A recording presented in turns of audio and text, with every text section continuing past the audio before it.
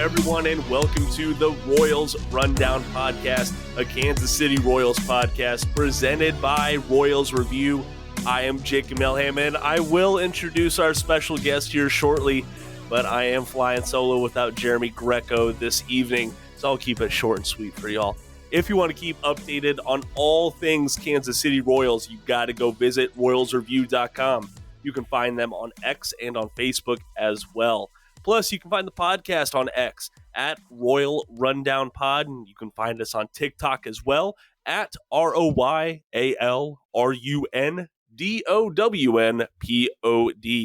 Also, you got to check out our polls and Q&As exclusively on Spotify. Each episode, we give you a chance to answer our question, and we will read your responses on air. Now that is a little difficult when we got these quick fire episodes like we do this week. I know we just dropped an episode Monday morning, and here I am again on Monday evening recording. Coming up on today's episode, we are lucky enough to have Royals broadcaster Jake Eisenberg join us ahead of him heading to Arizona. Jake, first and foremost, man, congratulations on your nuptials. Thank you. I'm still getting used to this thing on my hand, but it's been a pretty exciting offseason on the personal side of things, and couldn't be happier. Heck yeah. Well, yeah, how was it? It had to have been a blur going right from the season into full-on, like, hey, the wedding's about to be here mode. Yeah, I mean, we had a good amount of planning to do, and thankfully, once the season ended, a good amount of time to get it done. But we got married at the tail end of January. It'll be exactly a month as of Tuesday. So, perfect day for me to, leave Kansas City and go down to spring training. Yeah, that's I'm sure she wasn't too happy about that, but hey, that's par for the course for a baseball broadcaster such as yourself. Oh man, it has been almost about 51 weeks, if I did the math correctly, since we last chatted with you ahead of the 2023 season. That's far too long. We got to cut that down. That's too long. I'm right there with you, man, but you're busy. I don't want to be out there bothering you on the road and stuff. Never a bother. Heck yeah. You know how to find me. I do appreciate that, Jake. So I'm going to go quick fire with you here. I'm sure you got some last minute packing and want to get a nice dinner in with the wife before you leave. You got that right. So the short and sweet, the Royals have been extremely busy this offseason. It's been go, and we're not really used to that with the Royals. It's a good problem to have, though. So from your point of view, is there a different organizational energy heading towards opening day that you've seen so far?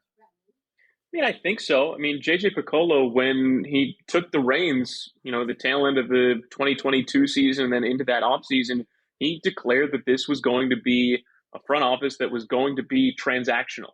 And that can take a lot of different forms, but I think that's exactly what we've seen. We didn't necessarily see it as much in the 2022 offseason heading into 2023, but we've certainly seen it this offseason. I mean, you look at the pitching staff from the 2023 season, and you look at the projected pitching staff for 2024, and there's only 4 or 5 names that are the same. I think We're looking at a decent amount of turnover. I think that's in part because there are improvements that had to be made given the results of last season. But I think it's also this front office's willingness to say, okay, this is something that worked. This is something that didn't work. How do we address what didn't work? And how do we raise the floor and in turn the ceiling of what did work? And that's exactly what I think they've done by bringing in Seth Lugo and Michael Wacha, and then in the bullpen, Will Smith and Chris Stratton and Nick Anderson, and the trade for John Schreiber, what was that, yesterday or 2 days ago? I mean, this is a constant process, and I think we're seeing a bit of a philosophy in effect that, yes, this is a team that's going to be transactional and do things that need to be done to make this roster and this team better. Well, Jake, I don't think people are talking about my favorite transaction of the weekend enough because, as you can see behind me, I got my lovely Norfolk Tides pennant here, and Tides legend John Lester joining the farm system. So I'm very happy about that personally. I loved watching him. Well, look, I'll tell you what. I was in Omaha as the broadcaster for 2 years. The 2 years that I was in Omaha, 21 and 22, Josh Lester was with the Erie Seawolves in AA, but then he was with the Toledo Mudhens, the Tigers AAA team, and he torched the Omaha Storm Chasers. I'm going to have to ask Nick Batters to go crunch what Lester's numbers were at Warner Park and against Omaha in general, but I'm pretty sure in 2022 he led all of AAA East or the International League, whatever they were calling it at that point, in extra base hits, and it felt like half of them came against Omaha. So Oh my I've gosh. seen what that Mizzou Tiger is capable of up close and personal. And if he can bring that to the table, and he did get a little cup of coffee in the big leagues last year with the Orioles, that could be an interesting addition. Yeah, I think it will be. But hey, it's all we'll see some of those spring training battles shake out down here in Arizona. I want to before we move on to spring training, I do want to ask you some questions looking back on the 2023 season. So this was your first full year in the MLBC. You've had your cups of coffee with the Major League Broadcasting crew before, but 2023 it was your show, man. How do you feel on the season looking back? Really couldn't have gone better. And I know that feels a little bit lofty to say, but it was everything that I could have expected it to be. And the things that I didn't expect were all pretty positive. Getting to visit all these different places, getting to meet all of these people, the comfort of being within the Royals organization after being in Omaha for 2 years and coming into a place where I didn't have to necessarily introduce myself to everybody. It was, hey, nice to see you again. I'm just in a new role and being welcomed by Denny and Ryan and Stu and Hud and Joel and Monty and Mike Sweeney and Jeremy Guthrie and our producers and our engineers, Eric Guthrie included. Just a really welcoming presence to be a part of that group and to be a part of the season. And sure, the season did not go as we hoped it would from a one-loss perspective, but I like to think that our broadcast went 162-0, and hopefully we can do it again this year. Heck yeah. That's I think that's pretty much the only thing in baseball you can go undefeated with is in the broadcast. As long as you have good broadcast, you're winning, man. Yeah. And man, I'm trying to think. So my one of my favorite parts about spring training is where the games fall during the day, because when I'm leaving from work down in Norfolk, coming up to Hampton, it can be like a 45-minute drive with some traffic. But when I'm leaving is when the games are usually hitting the second or the third inning down there. And so trust me, man, I've heard you calling too many spring training games to count since last year. So I'm very much looking forward to y'all's broadcast again. I'll tell you what. Well, one thing that I love about the Royals, and this is not true of the other 29 teams, is that the Royals, as a radio crew, cover, I'm pretty sure it's just about every single spring training game. If the Royals are playing in Surprise or elsewhere in the Cactus League, there is a way for Royals fans to tune in, whether it's on 610 Sports Radio or another terrestrial station in Kansas City or on Royals.com. And of course, the MLB app exists for all those that are not in the Kansas City area to listen on terrestrial radio. But I love the fact that we carry every single game because this team is important. What they do is important. And it's a lot of fun to bring it to you. Now, the one thing that I'll tell everybody to make sure is make sure you're keeping an eye on what time it is, because Arizona is really weird about time. They're in mountain time right now, but once we hit daylight savings time, which Arizona doesn't technically observe, Arizona is technically going to be in Pacific time. So just keep an eye on the schedule and try to figure out and make sure you know exactly what time first pitch is, because that can be a little bit confusing. But I love that we cover every game, and I'm grateful that you and everybody else likes to join us and hang out for a little bit. Heck yeah, I didn't know that about Arizona. That is so weird, man. Yeah, it's a little confusing. I bet it is. But yeah, you can go to royals.com, just click on the schedule link, and it'll populate whatever the game time is in whatever time zone you are in. So please go check that out for the most up-to-date and most accurate information. So a couple more questions about your 2023 season. I you have to have had travel, be a well-traveled guy before you joined the Royals full time. But I am curious, what are some areas or cities that you hadn't previously traveled to that you enjoyed in 2023? Yeah, so I've got kind of an easy answer for that one because there was a place that I looked forward to going to that I had never been before, and then it met and exceeded expectations, and that was Seattle. I Ooh, loved our trip to Seattle in 2023. It happened to be in, I think it was mid to late August. The weather was perfect. The roof was open at T-Mobile Park. They had sold out crowds. I'm pretty sure the first game that we were there, Richard Sherman threw out the ceremonial first pitch to Ken Griffey Jr. wow. So as far as Seattle sports icons go, it doesn't get a whole lot bigger than that. But the crowds were fantastic. The games were really good.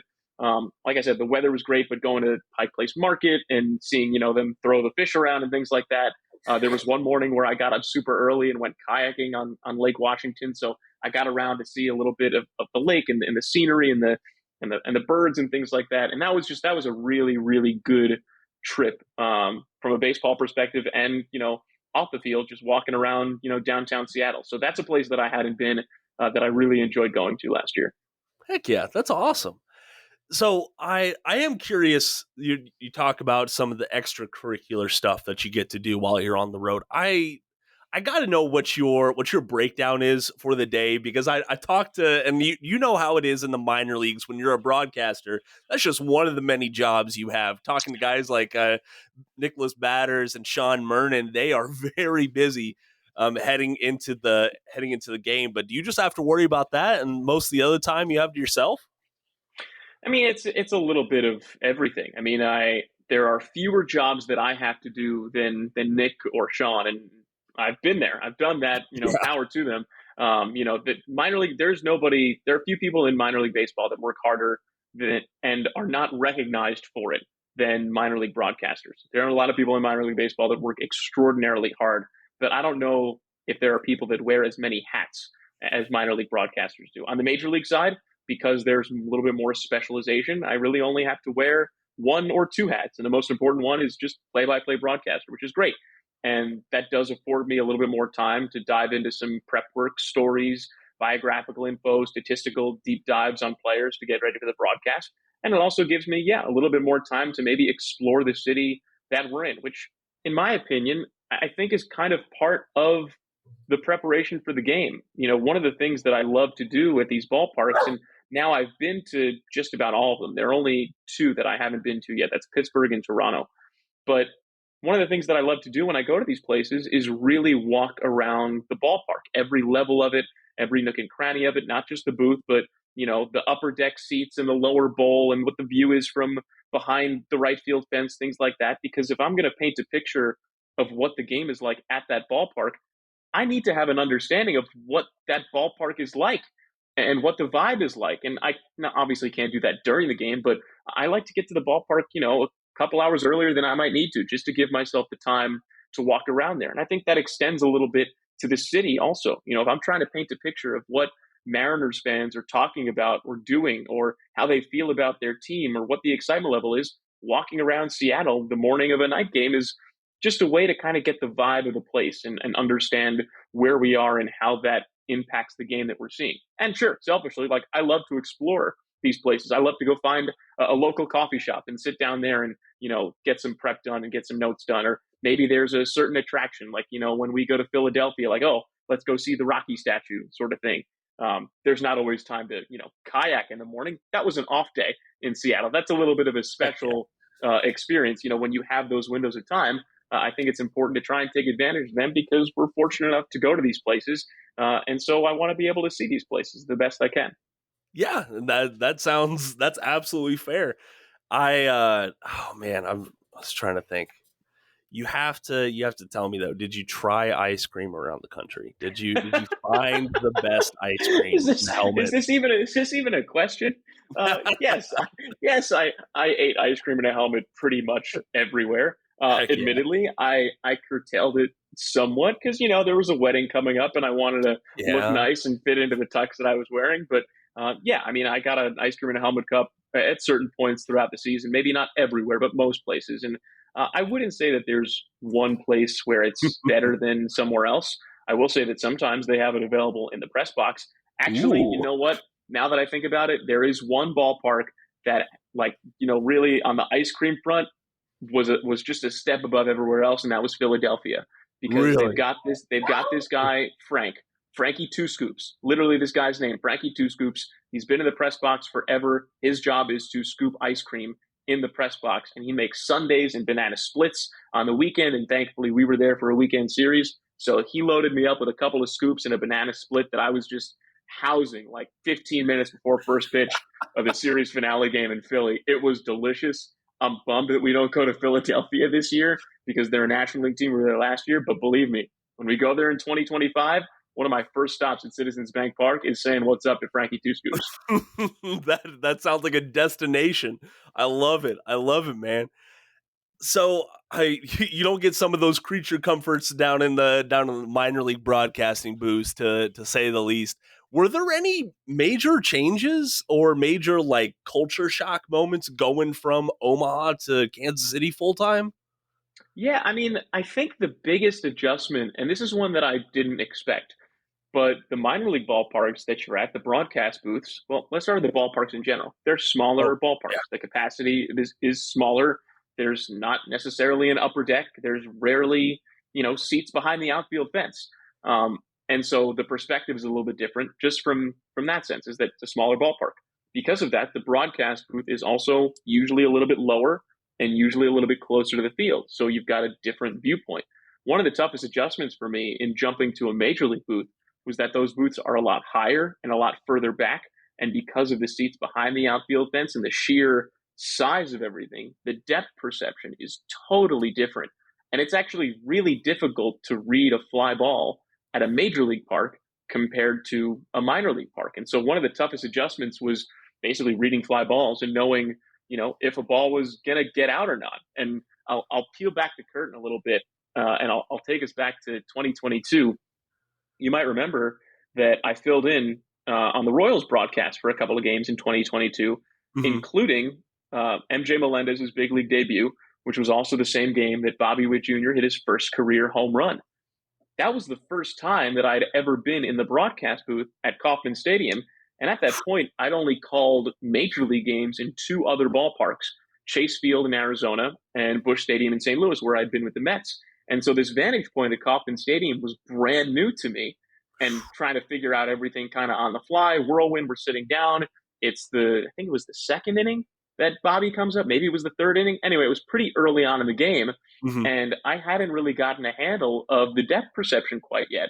And then Bobby hits this pitch that's like a foot off the ground and laser beams it out to left center field. And I'll be honest, usually off the bat, when Bobby hits something, like I've got a pretty good idea. For that one, I had no clue whether or not it was going to go out or not. And it wasn't until I saw Tyler O'Neill basically run out of room that I realized that that ball was going to be gone.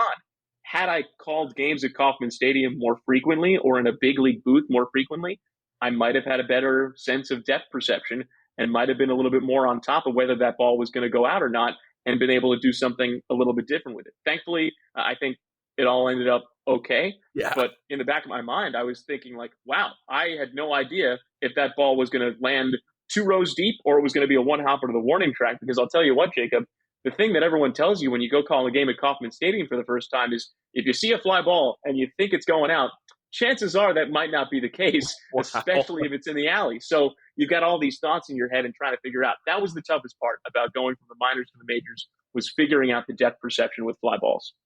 Well, Jake, you're over here talking about depth perception, but then I see your highlights, your defensive highlights behind the plate, just catching balls out of nowhere, coming back at you, man. Oh, I would not call them highlights. I got a lot of flack for that last year because Michael Massey hits one up. We were at the White Sox ballpark, guaranteed rate field. Michael Massey hits one up into the booth, totally whiffed on it on the first attempt. It hits off the door behind us and caroms right back to me. And I got it on the bounce. Like I made the play on the bounce, did not make the play on the initial one. And then I think it might have been Michael Massey again. I forget exactly who it was, but Huh. somebody hit a little pop up to the booth at Kauffman Stadium. Can of corn right in the lap, totally, totally alligator armed it, muffed it completely, recovered quickly. But I did not hear the end of that from HUD and everybody else, and they were giving me some tutorials. And you know what? I hope I get some more opportunities this year to show what I've learned, Heck because yeah. I don't really feel as though I put my best foot forward defensively last year. I wasn't winning any Gold Gloves on the broadcast side of things. Well, hey, listen, you're going down to Arizona anyways. You're gonna have time to practice with the guys, get some muscle memory down there. You know what? Here's an idea. I'll ask Rusty Kuntz if he can hit me some fungos up to the booth and surprise. There you That's go. that's brilliant. That's brilliant. I think that's the move. You just gotta get ready in every facet for the upcoming It's season. spring training for everybody. Exactly. So hey, let's go ahead. Let's go ahead and pivot to spring training. That's the future. 2023 is behind us. We're looking to 2024, baby. And it's how many times have you been down to Arizona in some facet for spring training? I can't recall. Just once? Just one? Only once. Only once. Last year was my Really? first time in Surprise. It was my first time in spring training anywhere.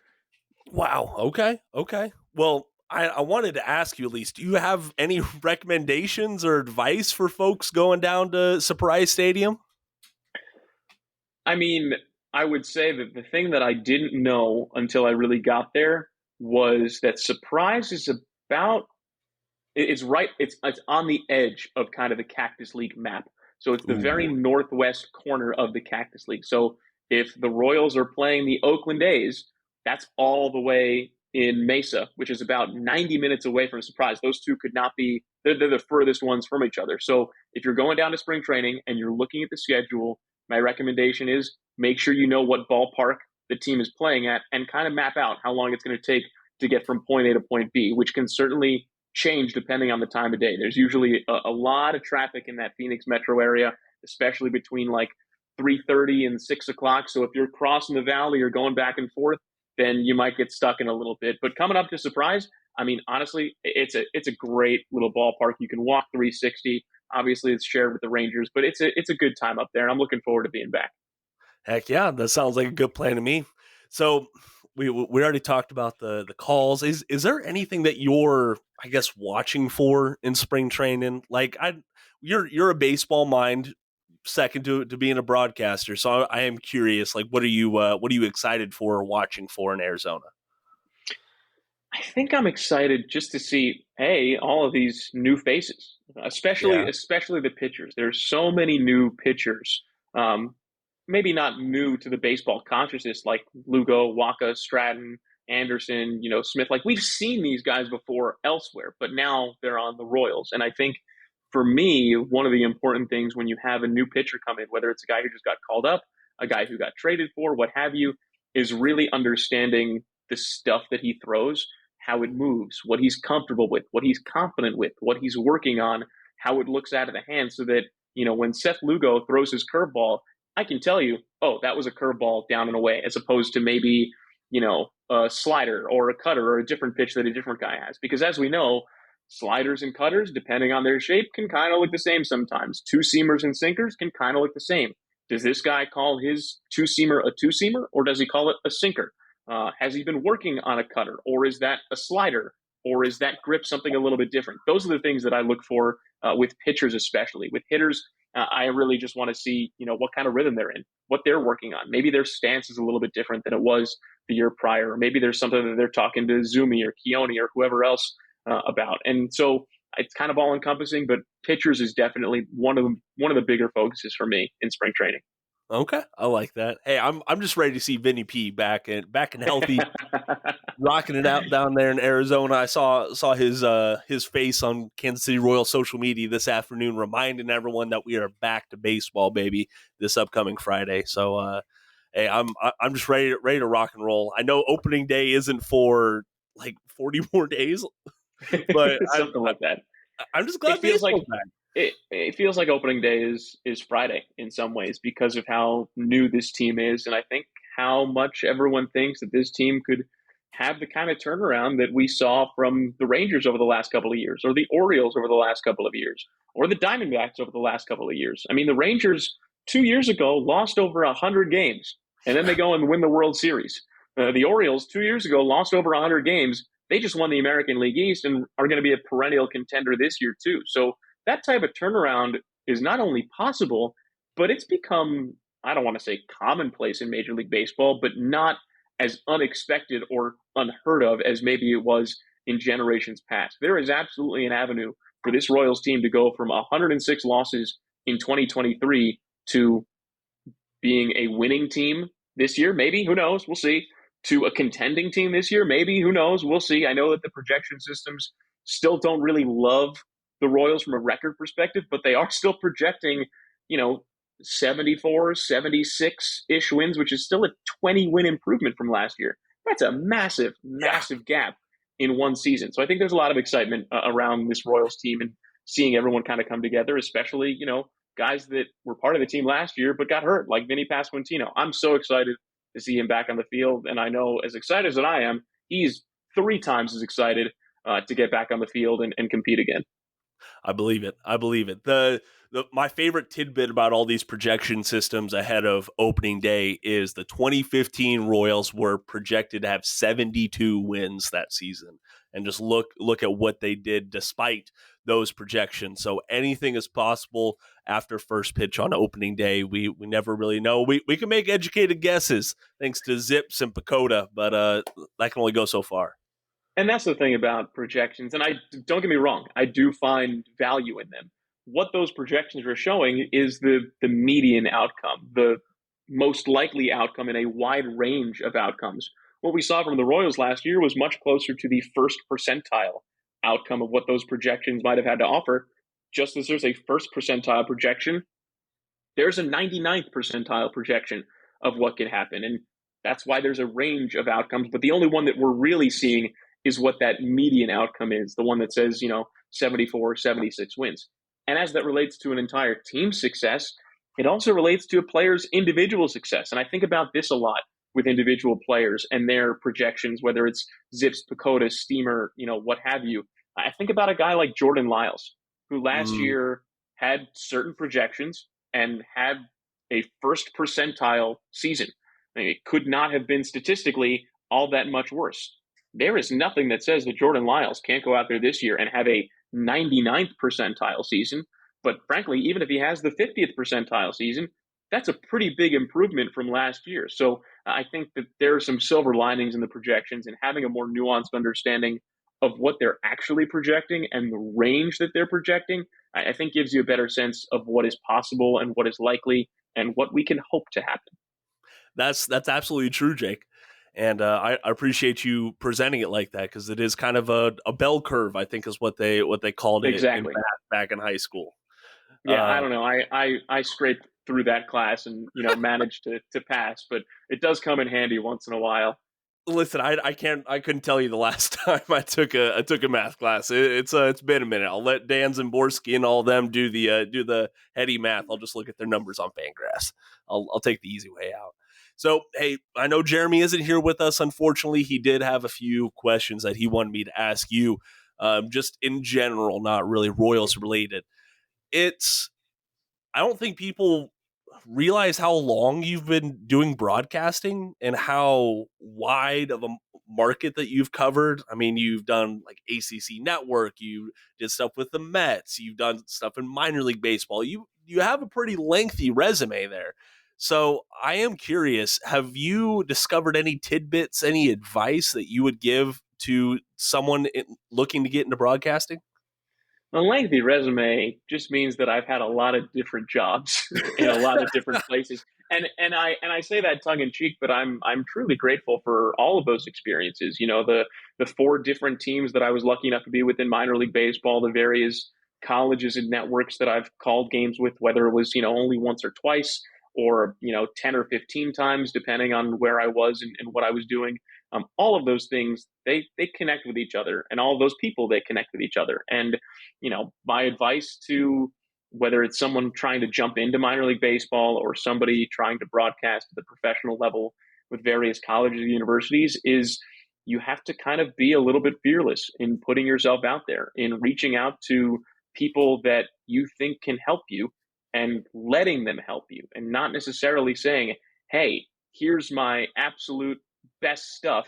What do you think? And kind of hoping they say, hey, sounds good, keep going. Like, maybe send them something that sounds, what you sound like most often, and let them rip it apart and then build yourself back up from there. I would say that one of the things that I'm really proud of over the course of my career is the amount of people that I reached out to, but also in turn, it's the amount of people that have taken the time to listen to stuff that I've sent them and taken the time to help me. And I try to pay that forward now, just as I know the people that I've reached out to were paying it forward to me because of what other people had done for them. So I think that in terms of getting these jobs or progressing in this, there is absolutely an element of sheer, pure luck to all of this. And there's absolutely an element of really fortuitous timing. This position is open at this time and you're at this level, and it just kind of matches up that way where everything clicks at the same time. But there's also a massive, massive element of relationship building. And, yes, it does matter sometimes who you know and how you know them and, what you can do for them in addition to what they can do for you and how they can help you. And then, sure, the foundation of this is, yeah, you've got to have the skill to do this. And in order to have the skill to do this, you've got to develop the skill to do this. And in my opinion, the best way to develop that skill is to do it. So if you're in a position where you want to do this thing, but you don't have many opportunities to do it, sometimes you've got to make those opportunities by reaching out to the local college and saying, hey, I don't want to necessarily work for anybody, but can I come set up some equipment or bring a tape recorder and just try it and just practice in the bleachers or something, or fire up, MLB The Show and mute it and call that game, something like that. The more you make those opportunities for yourself, the more you might have a chance to get what I would say a quote unquote real opportunity is calling something somewhere where there's an audience instead of just, your tape recorder. So build that skill, have that foundation, build those relationships, and then hope that you get some really good timing and hope that you get really, really lucky. Because that's, I feel like, how I got here, so to speak. Hey man, it's like you said, it's a blend of luck and skill. I will say that. And like you were talking about, sometimes the hardest step can be the first step, is really just identifying where to walk and just being strong in that first step towards what you want to do. So thank you very much for that, Jake. Yeah, That and was I'll, very I'll well add put. one more thing. With that Hmm. first step, cast a wide net. When I graduated college and I was looking for different minor league opportunities, I got really lucky. Again, there's that word, luck, that my first job was with the Brooklyn Cyclones, a team that was, 45 minutes from where I grew up. But I had also applied to teams in Boise, Idaho, and Orem, Utah, and a bunch of other places across minor league baseball. And I was more than willing to go to any of those places. I was fortunate that I wound up being able to go to Brooklyn, but I would have gladly gone to Idaho or Utah or Montana or anywhere else, to take that first step. So casting a wide net, I think, is a really important thing to do as well. Excellent point. Excellent point. Hey, so we talked to batters and Mernon later on last year, and one thing that Jeremy was really curious about is staying healthy during the season. Like, I know that I'm a wuss when I get an actual cold. I will sit down and I'll like, oh, I don't want to do anything. Oh, I barely even want to drink water to get better. You kind of don't have that luxury when you get sick. So how do you avoid getting sick in the first place?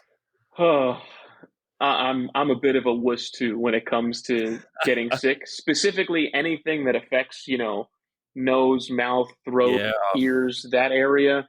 I get really sensitive about how that's going to affect the way that I sound and my ability to do my job. And there are certainly times throughout the season, the last couple of years, where I've been pretty sick, in terms of having a cold or having a sore throat or something like that, and have to figure out how to go on the air and not sound like that night, whether it's on the radio or TV. How do I mask that to the best of my ability? And I mean, the number one is mainlining tea as much as Mm. I can. Just a ton of tea and honey and cough drops and everything like that. So much water, like replenishing those fluids. And honestly, it's in those times where as much as I might want to stay up late and watch quick pitch or go back over some tape from the game before or get up early and go explore somewhere in the city, those are the days where I have to say, you know what? I've got to go to bed early. I've got to stay in bed a little bit later. I've got to catch up on some sleep and let my body rest and recover. So it's sleeping, which I don't really, do as much of during the season because I prefer to be up and about doing things. It's sleeping, drinking a lot of tea and cough drops. I'll tell you one trick. I picked this up from Beth Mowens. I don't know Beth personally. We've never met in person, but I saw her do this once, and I thought it was brilliant. She took a water bottle and she took a cough drop, and instead of like putting the cough drop in her mouth, she took the cough drop, she put it in the bottle of water and like shook it up and kind of let it dissolve in the water, so that basically throughout her broadcast she could drink the water but also get the effects of the Huh. cough drop soothing her throat. And I was like, that's brilliant. So I do that religiously now whenever I start to feel a little bit of a tickle. So thank you, Beth, for your wisdom. That is amazing. I never would have thought of that. because you can't just have the lozenge like in your Right. mouth. You can't have it. You can't have it rattling around your teeth while you're trying to No. call the 2-1 pitch. But between innings, you can absolutely chug down some cough drop flavored water. Which it doesn't sound very appetizing. I will give you that, but when you just need the effects, when you need the help that You brings, got you gotta you do what got you to gotta do. do you got to do what you got to do. Hell yeah! So, last question that Jeremy wanted me to ask you is: it sometimes it is hard to have a hobby on the road. It really is. Sometimes you got to have like a nice setup. Do what you got to do. Have you found a good hobby outside of baseball?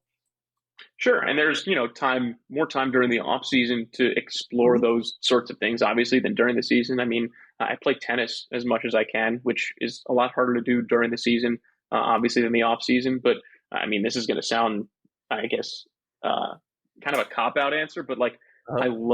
I love coffee, and Okay. one of the things that I really enjoy is local coffee shops. And because of this job and because of where we go, I get a chance to go visit a bunch of local coffee shops in whatever city that we're in. And so you kind of develop the places that, you like to have a good vibe to do some work in or just make really good coffee. And so that's something on the road that I'll kind of seek out. I'll try and find like a really good coffee spot to go kind of just relax and get some work done. So that's one kind of in season hobby that I have. And then, just kind of exploring Kansas City still, I would say is a hobby. I mean, I've only lived here a little over a year. There's still a lot that I haven't seen or done or experienced or eaten. And so we're still looking for different places and things to do and recommendations that anyone has for some fun activities in and around Kansas City. Like I was hoping to get to Allen Fieldhouse and a Jayhawk Oh yeah. basketball game this year. Unfortunately, didn't make that happen. I haven't had a chance to go out to Columbia yet and see, any sort of Mizzou game. I did get out to Manhattan a couple of times. I Okay. called a couple of K-State games, but I want to explore the area a lot more than I was able to this off season, and I'll probably have to wait until next off season. But as far as hobbies go, that's kind of that's where we're at right now. All right, all right. Hey, I'm always partial to hearing someone making the trip out to Bramlage Coliseum, being from that area myself. Yeah, it's beautiful. It is. I'm partial to it. Go Wildcats, Boo Jayhawks, whole rigmarole. But I'll I'm lose some I'm not fans I'm out not there. pick, I'm not picking sides. Go Terps. Yeah, I was about to say you have that. You talk about cop outs. I mean that's a little bit of a cop out, but you kind of have to be like Switzerland being a I've got broadcaster. I've got no local collegiate allegiance. I love it. I love it, man. So hey, we're gonna go ahead and do our Royals reviews, and then we'll get out of here. Do you remember what those are, Jake? You're gonna have to remind me because as you reminded me, it's been 51 weeks. It's been a while. So, at the end of each episode, we each pick one thing. It could be an experience, it could be a form of media, it could be a drink, a food, anything like that. We just give it a little review, 1 to 2 minutes, and we'll go from there. Sound good? I'll start us off so you have an example. How's that sound? Perfect.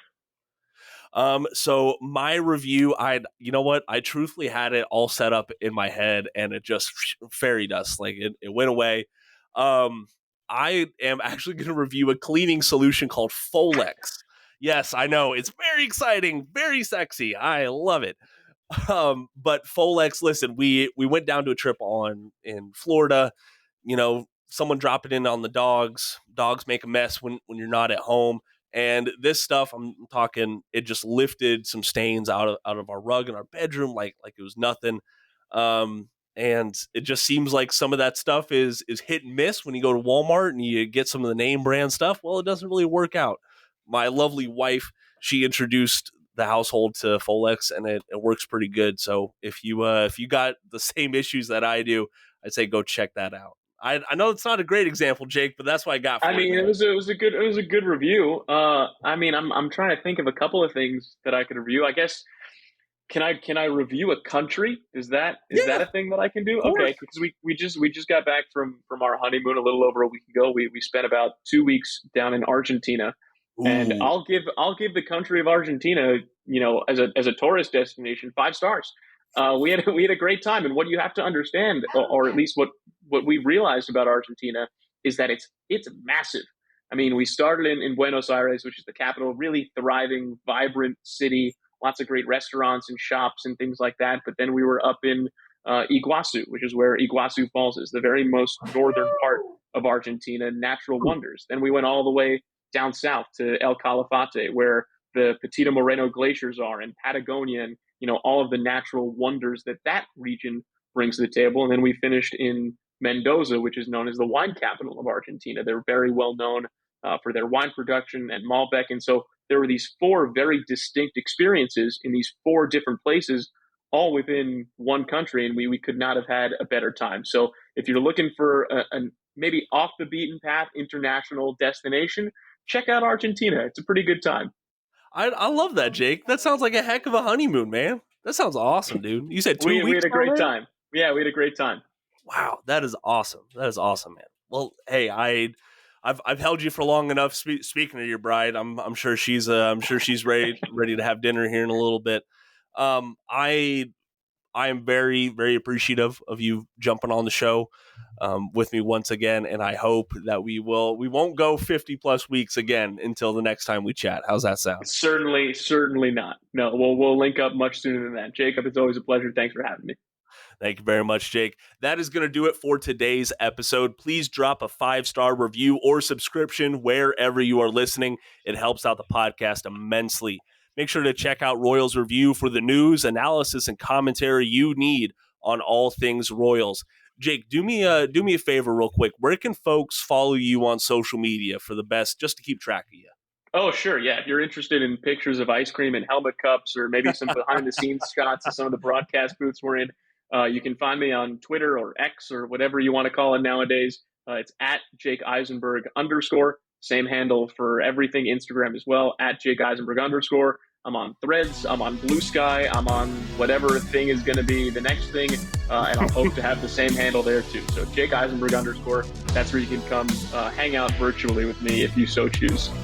I love it. Go check them out. It's I promise you, there are as many pictures of ice cream helmets that you would expect on Jake's feed. Yeah. So for myself and Jeremy, thank you listeners for supporting us. We are so excited about baseball's return, but we wouldn't be doing this without y'all. So until next time, go Royals.